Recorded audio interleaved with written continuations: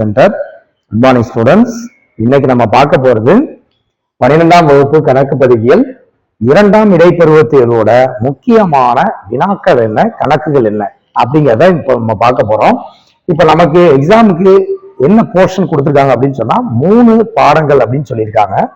7வது பாடம், 8வது பாடம், 9வது பாடம். 7வது பாடம் அப்படிங்கிறது நிரும கணக்குகள் அப்படின்னு சொல்லுவோம். சோ அதுல வினாக்கள் அப்படின்னு சொல்லும் போது 2 மார்க்ல என்னென்னலாம் கேட்க வாய்ப்பு இருக்கு அப்படின்னு சொன்னா 1, 2, 4, 5 இந்த 4 வினாக்கள்ல இருந்து ஏதேனும் குறைந்தபட்சம் ஒரு வினாக்கள் கண்டிப்பா வந்துடும். அடுத்த 3 மார்க்ல 1, 5 இந்த 2 வினாக்களை படிச்சாலே போதுமானது. அடுத்து கணக்குகள் அப்படின்னு பார்க்கும்போது முதல் 5 கணக்குகள் இதிலிருந்து ஒரு 5 மதிப்பெண் கேட்பதற்கு வாய்ப்புகள் அதிகம். அதனால 1 to 5 இந்த கணக்குகளை தயார் செய்ய. இது என்ன கணக்குகள் அப்படின்னு பார்க்கும்போது 1 முழு வெப்பம், குறை வெப்பம், பகுதி அளவு ஒதுக்கீடு, திருப்பி அளித்தல், மறுக்கப்படுதல் அப்படின்னு சொல்லுவோம். இந்த 2 சேர்ந்து கம்பைனா ஒரு செம்மு, மொத்தம் 5 செம்முகள் இருக்கும். இந்த 5 செம்மு நல்லா ப்ரிப்பேர் பண்ணீங்கனாலே ரொம்ப ஈஸியா உங்களால 5 மார்க் அட்டன் பண்ண முடியும். ஓகேங்களா? இப்ப இந்த 9, 10, 11, 20, 21 இதுல ஒரு பிளப்பு அப்படிங்கிறது இருக்கும். மறு வெளியீடு பண்ணா அதுக்கு எப்படி என்ட்ரி? ஒரு பிளப்பு செய்யும் போது ஒரே ஒரு பதிவு மட்டும் போட்டா போதும்.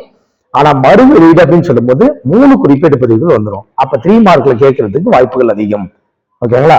அது மட்டும் இல்லாம கடைசி 2 கணக்கு பாத்தீங்கன்னா முகமதிப்புல வெளியிட்டா எப்படி, முனைமத்துல வெளியிட்டா எப்படி என்ட்ரி பண்ணணும் அப்படிங்கறது கொடுத்துருப்பாங்க. அது 2 மார்க்ல கூட என்ட்ரி கேட்கலாம். ஓகேங்களா? சோ இவ்வளவுதான் இதுல இருந்து கேட்கக்கூடிய கணக்குகள் அப்படிங்கிறது தெரிஞ்சுக்கலாம். சோ அதனால இதை மட்டும் நீங்க தெளிவா ப்ரிப்பரேஷன் பண்ணீங்கனாலே போதும்.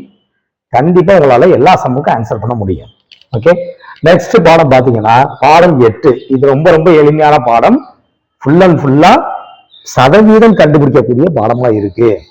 நிதிநிலை அறிக்கை பகுப்பாய்வு வினாக்கள் அப்படின்னு பார்க்கும்போது 2 மார்க்ல 2, 3, 4யும் 3 மார்க்ல 2, 3 மட்டும் பார்த்தா போதும்.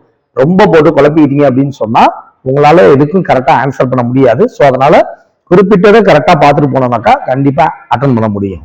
அடுத்து கணக்குகள்னு பார்க்கும்போது மொத்தம் எத்தனை சம் இருக்குன்னு பாருங்களா. 1, 2, 3, 4, 5, 6 மொத்தம் உங்களுக்கு 3 முறைகள் இருக்கு, மெத்தட் இருக்கு. ஒப்பீட்டு அறிக்கை, பொது அளவு, போக்களவு அப்படி சொல்லி 3 முறைகள் கொடுத்திருக்காங்க. அது ஒண்ணுலயும் வருவாயின் அறிக்கைன்னு ஒண்ணு இருக்கு, இருப்புநிலை குறிப்புன்னு ஒண்ணு இருக்கு. சரிங்களா? அப்ப ஒவ்வொரு முறைகளுக்கும் 2 சம்மு வீதம், மொத்தம் 6 சம்ம மாடலுக்கு பார்த்துட்டு போனீங்கன்னா போதும். எந்த சம்ம வந்தாலும் உங்களால ஈஸியா அட்டன் பண்ண முடியும். ஓகேங்களா? அப்ப இந்த 6 சம்ம தெளிவா பாத்தீங்கன்னா கண்டிப்பா அதுல இந்த பாடத்துல எத்தனை சம்மு கேட்டாலும் நம்மளால அட்டன் பண்ண முடியும். ஓகே, அடுத்து பாடம் 9 விகிதாச்சாரம். இதுல 14 ஃபார்முலா படிக்க சொல்லியிருப்பாங்க, ரேஷியோ அப்படின்னு சொல்லி. அதுல வினாக்கள்னு பாத்தீங்கன்னா 2 மார்க்ல 1, 5, 3 மார்க்ல இதை மட்டும் படிச்சா போதும். ரொம்ப எல்லாம் படிச்சுட்டு இருக்க தேவையில்லை.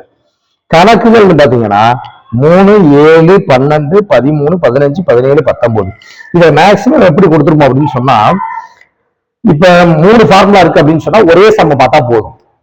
ரொம்ப சம்ம நீங்க திரும்ப திரும்ப பாக்குறதுக்கு ஒரு சம்ம தெளிவா பார்த்துருந்தா அதுக்குள்ள இருந்து நம்ம ஈஸியா அடிச்சிட முடியும். அப்ப அது மாதிரி சம்மா சூஸ் பண்ணி கொடுத்துருக்கோம். சோ இதை நீங்க பாத்தீங்கன்னாலே போதும்.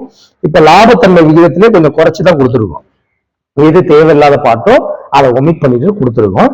சோ அப்ப இந்த கணக்குகளை மட்டும் தயார் பண்ணாலே போதும். உங்களால கண்டிப்பா இந்த எக்ஸாம்ல சென்டம் அப்படிங்கிறத கூட எடுக்கிறதுக்கு முடியும்.